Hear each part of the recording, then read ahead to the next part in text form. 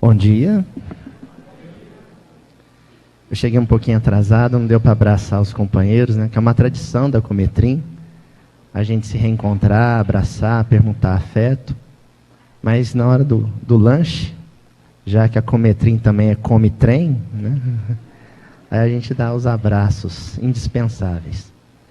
Gostaria de agradecer o convite, né, do qual a Neuza foi a portadora, de estar mais uma vez nesse encontro onde eu me formei como tarefeira espírita, né? E agora eu tenho a oportunidade de retribuir em forma de trabalho. O tema da Cometrim esse ano, e é importante a gente frisar isso agora, porque possivelmente é a orientação que vai nortear todo o trabalho do dia. É um grande momento de reflexão do movimento espírita do Triângulo Mineiro, do Alto Paranaíba, em torno de uma única questão de O Livro dos Espíritos. Tem uns mosquitinhos meio obsidiana aqui. Essa questão, ela é uma questão simples, a resposta é mais simples ainda, mas ela deve nortear todo o trabalho, tanto das salas, quanto o trabalho das palestras, do bate-papo que nós realizaremos depois. E depois disso, gente, orientar e nortear toda a nossa vida. É uma questão que muitos aqui já têm ela de cor, já sabem ela de memória, exceto o Manuel Tibúrcio, que tem uma certa dificuldade de guardar questões do Livro dos Espíritos, né? Ele não sabe de memória, mas que eu farei questão de ler novamente, para que, em honra da questão e em honra de Nosso Senhor Jesus Cristo, que é a questão 625 do Livro dos Espíritos, que diz assim: qual tipo mais perfeito que Deus tem oferecido ao homem para lhe servir de guia e modelo? Essa é a pergunta de Allan Kardec. E a resposta sucinta, objetiva e grave dos espíritos é simplesmente Jesus. Em algumas traduções, eu acho bonito que a tradução feita pelo ID ainda acrescenta um vede Jesus, veja Jesus, no sentido de observe Jesus, analise Jesus, reflita sobre Jesus. Então, essa é a bússola dos nossos trabalhos, não só na parte da manhã, mas ao longo de todo o dia. A questão 625 de O Livro dos Espíritos.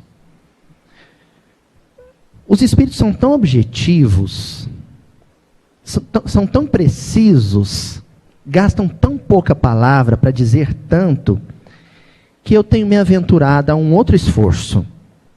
Já que a dica da espiritualidade sobre o estudo da doutrina espírita é essa, de gastarmos menos palavras para dizermos coisas mais profundas, então eu me propus a esse exercício de condensar essa questão em uma única palavra. Refleti, meditei, isso me ajudou a manter a vigilância em muitos momentos dos dias que antecederam essa palestra. E cheguei a uma única palavra que consegue dar conta, condensar toda a lição da questão 625. E a palavra é paradigma. Essa é a palavra que condensa a questão 625 de Livro dos Espíritos. Jesus é o nosso paradigma.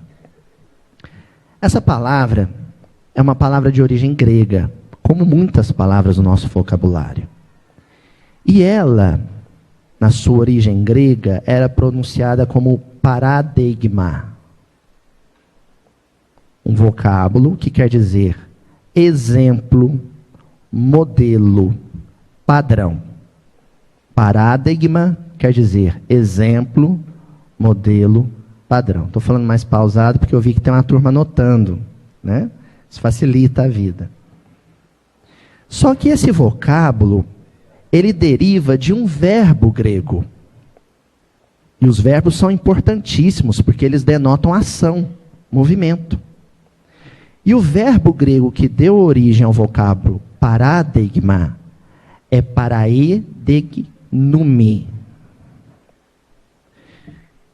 que distribuído em duas raízes, faz menção a para, que quer dizer colocado ou postado ao lado de, e deignumi, que quer dizer demonstrar, mostrar como é, apresentar como deve ser. Então, paradigmumi quer dizer aquilo que é posto ao lado, que é situado ao lado de, para mostrar como deve ser. Isso é um paradigma. Aquilo que é posto ao lado para mostrar como deve ser. E os gregos, eles tinham uma peculiaridade na construção do idioma, que é a ressonância entre aquilo que era dito, ou aquilo que posteriormente, já no período clássico, era transcrito, e aquilo que era vivido. Aliás, essa é uma peculiaridade de todos os idiomas antigos. A construção do idioma se dava em cima daquilo que era vivido, experimentado, vivenciado. E muitas dessas palavras resultam da experiência concreta dos gregos no campo da arte. Olha que coisa curiosa. Essa aqui é uma palavra que denota essa mesma situação. Porque duas artes tinham destaque na tradição da cultura grega. Uma era a escultura em pedra, normalmente em mármore ou em granito, e que quase sempre reproduzia um apreço que o grego tinha pelo corpo humano. Dificilmente você vai encontrar uma escultura grega em pedra que não reproduzisse ou não venha reproduzir o corpo humano. E a outra arte, também uma arte plástica, é a cerâmica. Então, quando alguém tiver a oportunidade de ir à Grécia, ou que tenha tido essa oportunidade, vai se encantar com a cerâmica grega.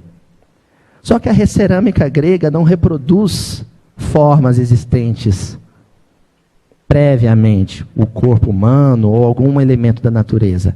A cerâmica grega reproduz a cerâmica grega. Então, quando um artesão, um ceramista grego, vai fazer um vaso, sabe o que ele faz? Ele coloca ao lado da massa de argila um vaso pronto, um vaso acabado. Aquele vaso pronto, aquele vaso acabado, é um paradigma. Um paradigma. É aquilo que é posto ao lado para mostrar como se deve fazer, ou como deve ser o resultado do trabalho. E a partir daquele vaso pronto, o ceramista produz um novo vaso. Jesus é o nosso vaso padrão. É o nosso vaso modelo. É o vaso que deve fundamentar o nosso fazer moral. Porque o nosso psiquismo é uma argila sem forma, que deve ser modelada, trabalhada, aperfeiçoada, até que ela não se distingua mais do modelo, do padrão, do paradigma. Quando eu cheguei a essa reflexão, eu fiquei tão empolgado com essa imagem, com esse quadro daquilo que é posto ao lado de, para servir de modelo, que eu saí procurando no Evangelho, no texto bíblico, cenas que descrevessem exatamente esse quadro, essa imagem. Jesus sendo posto ao lado de, para servir de exemplo. Desde 1998, se não me falha a memória, alguém me corrija, na Cometrim de Ibiá, foi isso? Que eu me encantei por uma linha de estudo que era conduzida pelo Sr. Honório Abreu, porque ele foi o convidado para fazer a palestra. Eu era bem novinho e eu fiquei muito impressionado com aquilo. E a partir de então comecei a buscar conexões entre a obra básica, a obra psicografada por Chico Xavier e as escrituras sagradas. E quanto mais eu estudo, mais eu me encanto e mais eu atesto, através do estudo, algo que já era evidente. Que a obra de Kardec e a obra psicografada por Chico Xavier está em plena harmonia com as escrituras sagradas. Então eu me lanço a esse tipo de pesquisa, procurando o quadro descrito por Kardec, com ressonância nas escrituras, e desde 1998 não falha uma. Sempre há essa correspondência. E aqui não foi diferente. Porque procurando uma descrição bíblica para essa imagem de Jesus sendo posto ao lado da criatura, para que a criatura o tenha como paradigma, eu encontrei essa passagem que é emblemática. Eu me refiro ao caminho de Emaús. O caminho de Emaús, que está no Evangelho de Lucas, no capítulo 24, ele começa a ser descrito no versículo 13.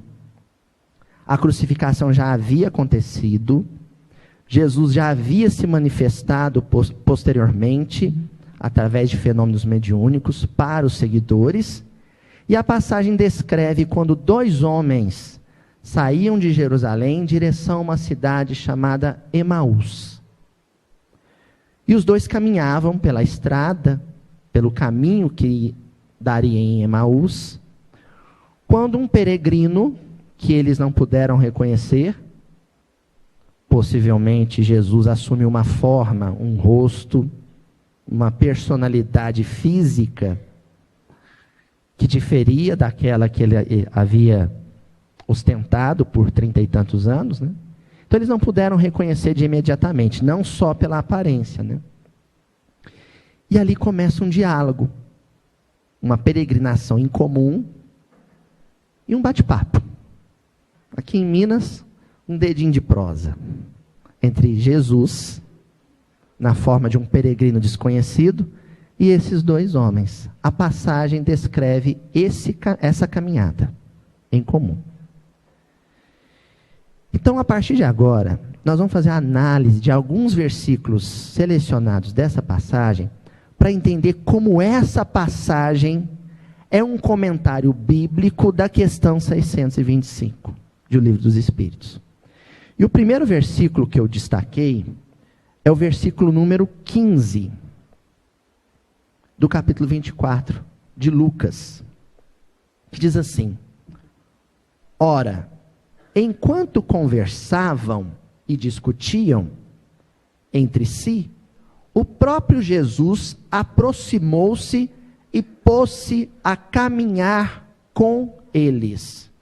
Enquanto conversavam e discutiam entre si, o próprio Jesus se pôs a caminhar com eles.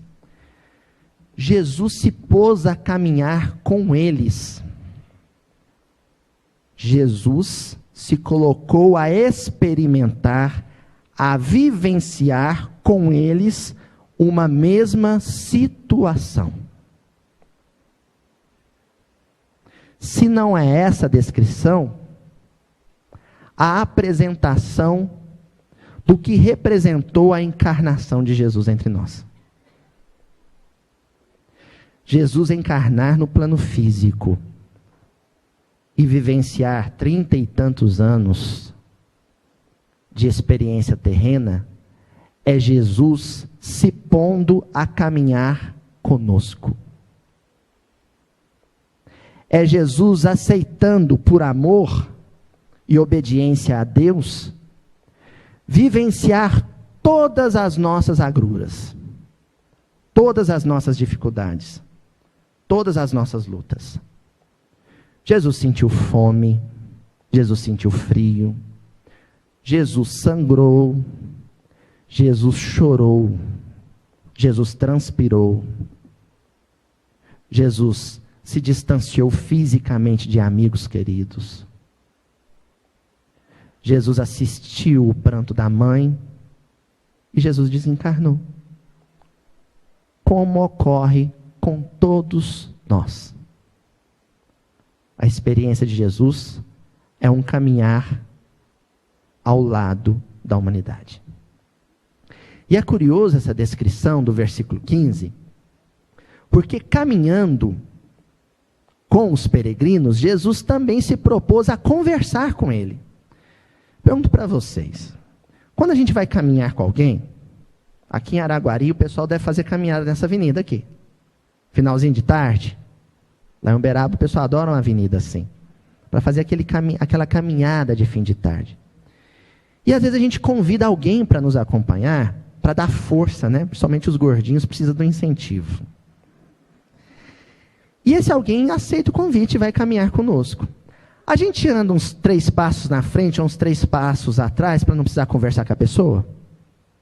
Como é que se dá a caminhada? Páreo a páreo, lado a lado, para que a conversa possa acontecer. Até porque a conversa ajuda a gente a não ver o tempo passar. A gente se anima. Então Jesus, conversando com esses peregrinos, ele estava posto ao lado de paradigma.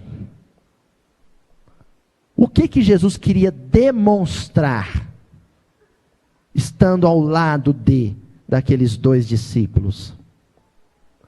Como se caminha. O caminhar de Jesus seria o padrão, o modelo oferecido para o caminhar dos 2 peregrinos, dos 2 discípulos.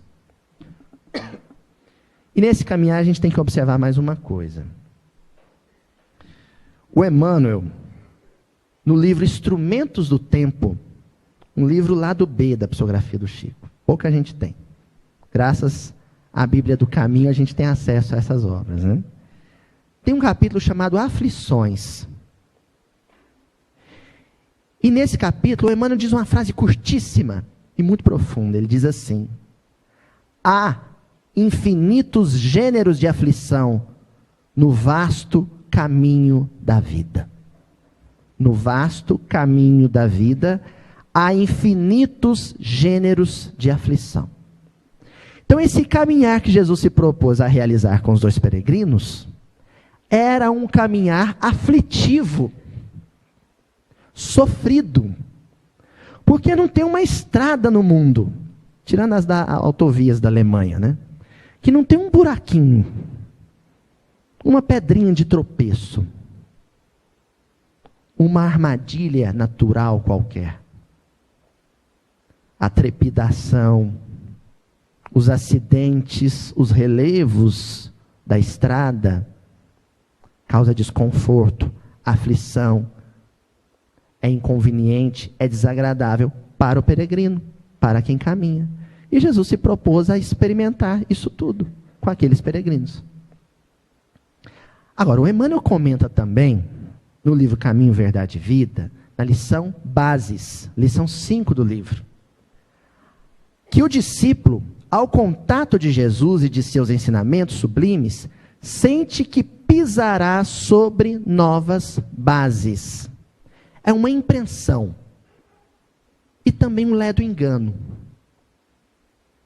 Quando a gente entra para uma agremiação religiosa e passa a integrar um grupo de trabalhadores de Jesus, a gente tem a sensação de que ao abraçar a tarefa religiosa, a nossa estrada vai ser diferente da dos outros. De que as bases que nós vamos ter que pisar serão diferentes. Pronto, agora mudou a estrada. E a estrada não muda. O que vai mudar é o caminhar. É o como se pisa a estrada. A estrada é a mesma. Como se palmilha, como se toca o chão. É isso que muda. Os buracos, os espinhos, os cacos de vidro pela caminhada afora serão exatamente os mesmos. Até porque nesse capítulo 5 do Caminho, Verdade e Vida, o Emmanuel, ele faz uma comparação muito sutil, muito delicada, que só em dias que a gente está mais inspirado a gente consegue perceber. Porque é uma lição em que ele comenta a passagem do lava-pés, em que Pedro não quis lavar os pés. deixar que Jesus lavasse seus pés. E a sugestão delicada de Emmanuel é de que os pés, por representarem aquilo que nos oferece equilíbrio, os pés seriam o equivalente aos sentimentos humanos, às emoções humanas. Então, quando os pés de um peregrino tocam o chão da estrada, representam os nossos sentimentos em contato com a vida, porque a estrada é a vida. E aí eu me lembro do senhor Honório Abreu falando uma coisa muito curiosa. Era uma orientação que ele dava. Ele dizia o seguinte: meus filhos, não tomem cuidado com a ação de vocês, tomem cuidado com a reação de vocês. Porque a gente acorda de manhã e faz uma porção de planos. Meu dia vai ser esse, eu vou sair daqui de casa, vou chegar no serviço em 15 minutos, que nem eu fiz hoje saindo de Uberaba. Vou chegar em Araguari em tantas horas. Tantas horas? Vocês viram a minha noção de direção, né? Então a gente faz uma série de planos, pensando que a estrada vai ser aquilo que eu quero que ela seja. Então eu planejo todas as minhas ações. Só que a estrada se apresenta de outra forma. Na hora que eu estou saindo de casa, um pneu fura, alguém taca uma pedra no meu para-brisa, uma criança taca uma pedra no meu para-brisa. E aí começam os percalços, as dificuldades impostas pelo caminho. E aí não é mais a minha ação, é a minha reação. É como eu vou reagir à estrada. É como os meus sentimentos vão reagir às circunstâncias propostas pela estrada. Porque ela não obedece aos meus caprichos, não obedece às minhas expectativas. Então, quando eu me ponho a caminhar, eu tenho que estar atento a como os meus pés vão reagir ao buraco, ao espinho, ao caco de vidro em que eu vou pisar. Essa era a função de Jesus no caminho de Emaús. Ser o paradigma. Quando Jesus tocava o chão da estrada, ele mostrava para os discípulos como os nossos pés devem pisar, ou como os nossos sentimentos, as nossas emoções devem reagir aos intempéries da caminhada. Essa era a proposta de Jesus ao caminhar com os discípulos. Acontece que o caminhar de Jesus só se torna um elemento orientativo se eu reconheço que ele é o meu padrão. E isso não tem nada a ver com acreditar em Jesus ou não, acreditar em imortalidade da alma ou não. Porque eu posso ser espírita, acreditar na mortalidade da alma, na reencarnação, na evolução e na comunicabilidade dos dois planos, e, no entanto, não ter em Jesus um paradigma, um padrão, um modelo de como se caminha. Por isso que, num versículo posterior, já o versículo 16, o evangelista Lucas diz assim: seus olhos, porém, estavam impedidos de reconhecê-lo. Seus olhos estavam impedidos de reconhecê-lo. Quando as nossas vistas estão impedidas, estão sofrendo um impedimento, qual o nome disso? Cegueira. Nós estamos cegos. E no caso, essa cegueira era grave, porque a estrada era perigosa. João Guimarães Rosa dizia no Grande Sertão Veredas: viver é perigoso, muito perigoso. E muito mais perigosa para quem não sabe caminhar. E só não sabe caminhar quem não tem um padrão, que não tem um modelo no qual se pautar. Daí o perigo dessa cegueira. E essa cegueira está comentada pelo Emmanuel no livro Bênção de Paz, no capítulo 29. Olha o título da lição: Enfermos da alma. Que enfermidade que o Emmanuel está aludindo aqui? A cegueira. Tanto que ele vai comentar sobre o comportamento de muitos discípulos. E ele se refere a esses discípulos que não se pautam na caminhada do Cristo, no caminhar do Cristo, como os extremistas. Ele diz assim: são os extremistas da superioridade, tão agarrados à ideia de altura pessoal, que adquirem a cegueira do orgulho. Adquirem a cegueira do orgulho. Agarrados a uma concepção de altura pessoal. Quem acha que o seu caminhar é muito perfeito, vai achar que precisa de um outro padrão? Qual que é o padrão, o guia e o modelo para o seu caminhar? O dele mesmo. Por que eu vou seguir o caminhar de alguém, seja quem for, ainda que seja o governador do orbe, se eu não acho que o meu caminhar está errado?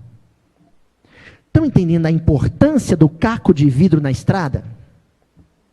Porque só na hora que ele cortar o pé, ele vai descobrir que estava caminhando errado, que não estava atento, que não estava mantendo a vigilância no tocar o chão, no manter o contato dos seus sentimentos com o mundo e com a vida. Esse é o perigo da cegueira. E essa cegueira se reflete no diálogo entre os dois peregrinos e Nosso Senhor Jesus Cristo. Porque Jesus, didaticamente, pedagogicamente, pergunta aos dois qual que era o assunto. Jesus não ia saber o assunto? Jesus não sabia o que os dois estavam conversando? Sobre o que é isso que vocês estão falando? E sabe qual que era o assunto, gente? A crucificação. Jesus não ia saber da crucificação, ele era o personagem principal. Então era uma pergunta retórica, maiêutica. Era uma pergunta provocativa. Sobre o que vocês estão dizendo. E aí, gente, quando a resposta do primeiro peregrino é apresentada, eu quero ressaltar aqui a inteligência, a engenharia linguística por detrás do texto bíblico. Quanto mais eu leio, mais eu me encanto. Tanto com as bases dos originais, dos proto-evangelhos, das proto-cartas, produzidas pelos discípulos evangelistas, produzidas por Lucas, por Paulo, em parceria com Lucas. Porque existe uma inteligência primorosa, inspirada, não só deles, mas também com os adensadores. Porque quem adensou, quem alterou o texto primitivo com as cópias, está lá no livro Paulo e Estevão. É Gamaliel, é Estevão, é o próprio Paulo. Então existe uma arquitetura por detrás da construção. Querem ver uma coisa só? Lá no versículo 18, o evangelista Lucas, e vamos lembrar aqui que o evangelho de Lucas teve como grande arquiteto da sua construção a figura inesquecível de Paulo de Tarso. Ele entrega a estrutura pronta para Lucas e fala, completa a obra. Olhem só, um deles, chamado Cleófas, respondeu-lhe: és tu o único que, estando em Jerusalém, não sabes o que ali tem acontecido nesses dias? O nome dele é Cleófas. Em grego, Cleopas. Porque muitos judeus, em função da helenização, do período helenístico, tinham nomes gregos. Ele era um judeu, ele era da cidade de Emaús, e se chamava Cleopas. Esse nome é composto de dois radicais. Cleon, que quer dizer glória. E o pas, que depois, na latinização dele, vira um PH, que tem um som de F, aí vira o Cleófas. O pas é uma contração de paters, que quer dizer paz. Aqui no caso, como o texto é um texto judaico-cristão, e um texto de natureza litúrgica e espiritual, a menção é a um Pai somente. A Deus. Então, Cleófas é um nome que não é situado aqui por acaso. E não haveria constrangimento nenhum se esse nome fosse um nome fictício. Se fosse um nome fictício e pedagógico. Porque nós, na doutrina espírita, não estamos preocupados com os aspectos históricos e comprovatórios do texto bíblico. Nós estamos preocupados com a intenção pedagógica dos seus autores. Então, Cleófas aqui, o nome de um dos peregrinos, que pode ter sido sugerido por Paulo a Lucas, é uma possibilidade. Quer dizer, a glória do Pai. E o questionamento que esse tal Cleófas faz a Jesus, faz menção a qual episódio? O que tinha acontecido naqueles dias? A crucificação. Então a pergunta, ela conecta a glória de Deus com o episódio da crucificação. A glória de Deus com o episódio da crucificação. Estão achando a viagem muito grande? Olha só. No versículo 26, Jesus responde para eles o seguinte. Eles, porém, insistiram dizendo... No versículo 26. Não era preciso que o Cristo sofresse tudo isso e entrasse em sua glória? Jesus pergunta para eles. Aí eles contam da crucificação para Jesus e Jesus contrapõe a pergunta inicial com uma outra pergunta. Mas não era preciso que o Cristo, que o governador do orbe, que o ungido, o Messias, sofresse tudo isso que vocês me relataram, para que ele entrasse na glória de quem? Na glória do Pai. Cleófas. E aqui nós temos a primeira dica sobre em que deve se fundamentar toda a nossa caminhada. Não existe cumprimento do dever sem sofrimento. Isso é história de carochinha. Isso é conversa para boi dormir. Isso é teologia da prosperidade que tem enchido muitos salões religiosos no mundo. Um discurso de que abraçar o evangelho é melhorar de vida, é prosperar, é não ter mais doença, é não ter mais dificuldade financeira. Porque não existe cumprimento do dever sem consequências, já que o cumprimento do dever é a realização do bem no mundo onde ainda existe o mal. Então, sofrer cumprindo o próprio dever, e apesar de sofrer, continuar cumprindo o próprio dever, é entrar na glória do Pai. É estar sob a graça de Deus. Esse é o grande padrão, é o grande modelo que Jesus oferece a todos nós para a caminhada. Não existe caminhada sem se esquivar de perigos, não existe caminhada sem léguas pisadas, sem suor, sem exaustão, sem aflição. Não existe.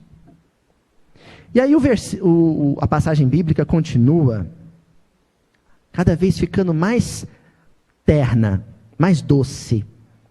Essa altura, quem lê com o coração já está em lágrimas. Porque chega um momento da caminhada em que acontece um negócio que aqui em Minas Gerais a gente chama de trevim. Aqui na entrada de Araguari tem um, eu passei direto hoje. Sabe o trevim? Se seguir reto, vai para Catalão. Se virar à direita, vem para Araguari. Chegou um momento da caminhada que tinha um trevim. E é comovente esse momento. Porque ali demonstra claramente de que a estrada de um Cristo já é outra. Já não é mais um caminho humano. Ele podia seguir. Mas eles fazem um pedido. Porque a essa altura da caminhada eles já tinham entendido que ao lado eles tinham um padrão, um modelo, um paradigma. Lá no versículo 29, eles, porém, insistiram, porque o que caracteriza a nossa fé é a insistência. Quem faz uma rogativa e ela não é atendida no momento, porque Deus não nos atende no momento em que nós queremos, e sim quando precisamos. Ou melhor, quando mais merecemos. Mas insiste. Isso denota fé. E eles insistiram, dizendo: permanece conosco, pois cai a tarde, e o dia já declina. Permanece conosco, pois cai a tarde, e o dia já declina. O que é o declinar do dia? O que é o ocaso? O que é o pôr do sol? É quando a luz recua e as trevas avançam. É a hora mais escura. É a hora de maior aflição. Porque não importa o quanto a caminhada seja aflitiva, tem uma hora mais tensa. Tem sempre aqueles dias ou aqueles anos em que a escuridão nos abate. E esses peregrinos a essa altura da caminhada já tinham desconfiado uma coisa. Se o padrão que ele nos ofereceu, se o paradigma que ele representou para nós até agora foi importante, no cair da tarde, no avançar da noite, na hora da escuridão, é que vai ser mais importante ainda.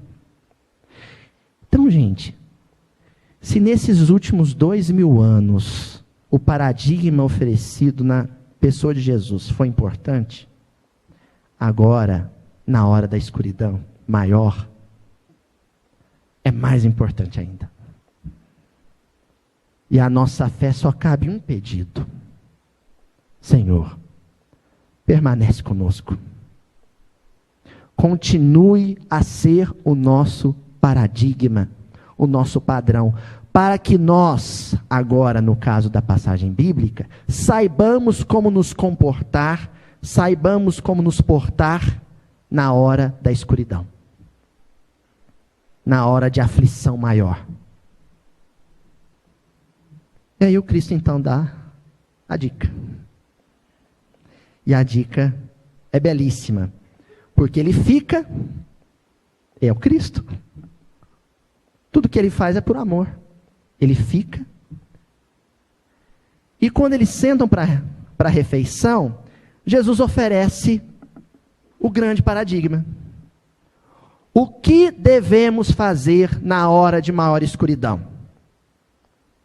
Versículo 31. Não, perdão. Versículo 30 do capítulo 24 de Lucas. E uma vez à mesa com eles, tomou o pão, abençoou, depois partiu e distribuiu-o a eles. Primeira coisa, na hora de maior aflição, devemos abençoar as coisas. E abençoar, gente, é invocar a graça de Deus. Quando nós abençoamos algo, nós estamos pedindo a Deus que esteja presente naquilo. Que se faça presente ali, naquilo que nós abençoamos. E qual que é a nossa tendência na hora de maior sofrimento? Amaldiçoar. Então o nosso maior objetivo na hora de maior aflição é simplesmente abençoar as coisas. Abençoar o filho que nos chega, abençoar o emprego que vem, abençoar o desemprego que também vem, abençoar o corpo saudável, mas também abençoar a enfermidade educativa, abençoar tudo. Porque todas essas vivências são nosso pão verdadeiro. E a segunda orientação. não só abençoar, mas também partilhar com o semelhante as nossas maiores bênçãos. Na hora de maior escuridão, se nós nos dividimos, se nós nos afastamos do outro, nós nos enfraquecemos. Então é a hora em que eu vou compartilhar com o outro a minha bênção. Se a minha bênção é a saúde, eu vou usar a saúde para socorrer o enfermo. Se a minha bênção é a enfermidade, eu vou utilizar os recursos oferecidos pela enfermidade para testemunhar a fé. E isso é partilhar a própria bênção. Isso é partilhar o próprio pão. Esse é o nosso maior modelo, o nosso maior padrão. Bom, eles tinham chegado na tal cidade que se chamava Emaús. E aí quando a gente tem esse cuidado de perceber que os evangelistas e os copistas não desperdiçavam tinta nem pergaminho ou papiro, a gente conclui rápido que eles não gastavam tinta com o nome Cleófas à toa. Então tudo que está ali tem um porquê. Até porque tinta, papiro, isso era muito caro na época. E o nome Emaús é mencionado. E eu pensei, eu vou atrás desse nome. É um nome grego. E aí comecei a pesquisar. E não cheguei a muita conclusão, não. Sabe por quê? Emaús, por volta do ano 60 depois de Cristo, ela foi destruída e depois erguida novamente. Uma pseudo-Emaús. E passou a se chamar Nicópolis. Uma cidade romana. E permaneceu como sendo Nicópolis, a tal Emaús do Evangelho, vários séculos. Até que alguém atentou por um detalhe. Quando Lucas começa a sua narrativa, ele menciona que Emaús se localizava a 60 estádios de Jerusalém. E 60 estádios dá mais ou menos 11 quilômetros, 10, 11 quilômetros. Só que a tal Nicópolis fica a 30 quilômetros da Jerusalém histórica. Então os arqueólogos falaram, opa, tem um erro aí, essa Nicópolis não é a Emaús do Evangelho não. A Emaús do Evangelho é em outro lugar. E aí isso acendeu o interesse de todos os arqueólogos bíblicos e todos começaram a fazer escavações, tanto na tal Nicópolis, quanto numa localidade que estivesse, nas localidades que estivessem no raio de 11 quilômetros de Jerusalém histórica. Sabe o que eles descobriram? Nada. Gastaram um dinheirão, cavaram buraco, mais que a Codal lá em Uberaba. E não acharam nada. E foi uma tristeza só, né?